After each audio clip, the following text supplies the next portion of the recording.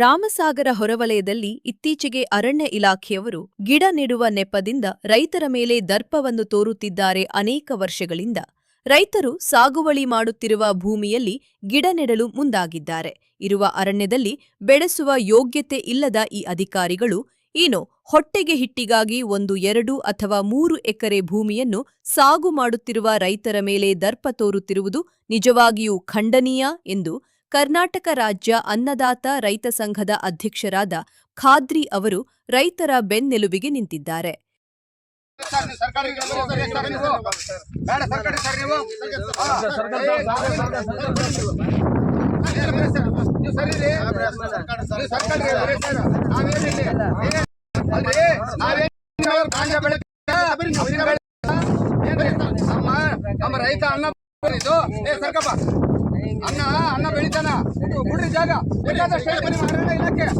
ಇದೇ ಸಂದರ್ಭದಲ್ಲಿ ವಿಜಯನಗರ ಜಿಲ್ಲೆಯ ಜಿಲ್ಲಾಧ್ಯಕ್ಷರಾದ ಕೊಟ್ಟಲ್ ವೀರೇಶ್ ಮತ್ತು ಬಳ್ಳಾರಿ ಜಿಲ್ಲಾ ಅಧ್ಯಕ್ಷರಾದ ಬಿ ಗಂಗಾಧರ್ ಮತ್ತು ನೂರಾರು ರೈತರು ಸೇರಿ ರೈತರ ನೆರವಿಗೆ ಧಾವಿಸಿದ್ದರು.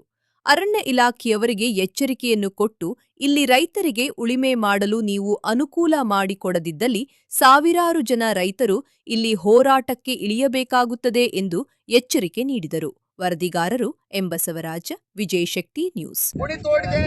ಮರ ಇಟ್ಟಿ ಅಂದ್ರೆ ಬೇಕಾದಷ್ಟು ಮರಗಳು ಇಟ್ಕೊಳ್ರಿ. ಅಲ್ಲೆಲ್ಲ 228 ಎಕರೆ ಅರಣ್ಯ ಇಲಾಖೆ 228 ಎಕರೆ ಐತೆ. ಎಲ್ಲಾದ್ರೂ ಇಟ್ಕೊಳ್ರಿ. ನೋಡ್ರಿ ಹೆಂಗ್ ಬಿದ್ದೈತೆ.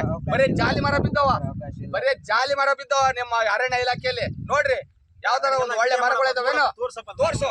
ಬರೀ ಜಾಲಿ ಮರಗಳು ಇದಾವ. ಯಾವ್ದಾದ್ರು ಒಂದು ಒಳ್ಳೆ ಮರ ಇಟ್ಟಿರಾ? ಗಂಧದ ಮರ ಇಟ್ಟಿರಾ? ಕಾಪಾಡಿರೋದು ಕೂಡ ನಮ್ಮ ರೈತರ. ಈಗ ನಾವಿಲ್ಲ ನಮ್ಮ ರೈತರ ಇಲ್ಲ ಅಂತಂದ್ರೆ ಈಗ ಯಾವ ಗಿಡಗಳು ಇರ್ತಿದ್ದಿಲ್ಲ. ಇದೆಲ್ಲ ಪೈಪ್ ನೀರು ಪೈಪ್ ಮಾಡ್ಕೊಂಡ್ ವಿಡಿಯೋ ಮಾಡಪ್ಪ. ರೈತ ಯಾವುದೇ ಸರ್ಕಾರ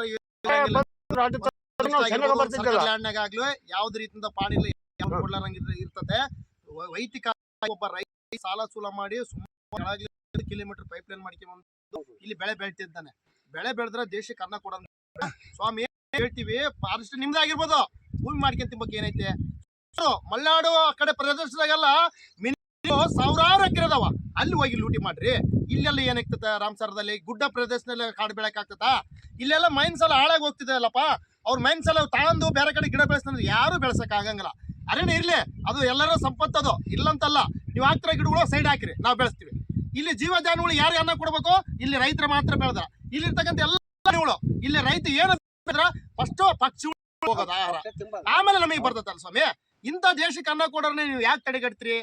ಸರ್ಕಾರ ಆದೇಶ ಆಗೈತೆ 3 ಎಕರೆ ಒಳಗಿರ್ತಕ್ಕಂಥ ಯಾವ್ದು ಒಕ್ಕಲೆಬ್ಸ್ಬಾರ್ದು ಅಂತ ಹೇಳಿದೆ. ನೀವು ಒಕ್ಕಲೆಬ್ಸ್ತೆ ಅಂದ್ರೆ ನಾವೆಲ್ಲ ಗಂಟು ಮಟ್ಟಿ ಕಡೆಗೆ ಬಂದು ಫಾರೆಸ್ಟ್ ಆಫೀಸ್ ಮುಂದೆ ಕುಂದಿರ್ತೀವಿ. ಸುಮಾರು ಇದ್ರ ಕೆಳಗಡೆ ನಾವು 10 ದಿನ ಕೆಳಗಡೆ ಒಂದು DFF ನವರಿಗೆ ಲೆಟರ್ ಕೊಟ್ಟಿದ್ದೀವಿ.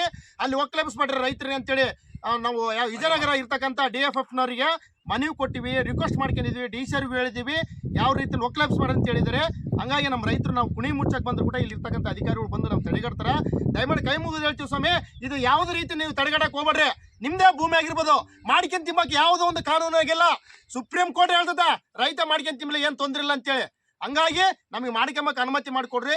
ನೀವು ಏನನ್ನ ಅಡ್ಡ ಬಂದಂದ್ರೆ, ನಾವು ಏನನ್ನ ಕುಟುಂಬದಕ್ಕೆ ಏನನ್ನ ಇಲ್ಲಿ ಏನನ್ನ ತೊಂದರೆ ಆತಂದ್ರೆ, ಇರ್ತಕ್ಕಂಥ ರೈತರು ಏನೋ ಸಾಲ ಸೂಲ ಮಾಡಿರ್ತಾನ, ಅಪ್ಪಿ ತಪ್ಪಿ ಏನನ್ನ ಅನುವಾದ ಆತಂದ್ರೆ ಅದು ಫಾರೆಸ್ಟ್ ಡಿಪಾರ್ಟ್ಮೆಂಟೇ ಕಾರಣ.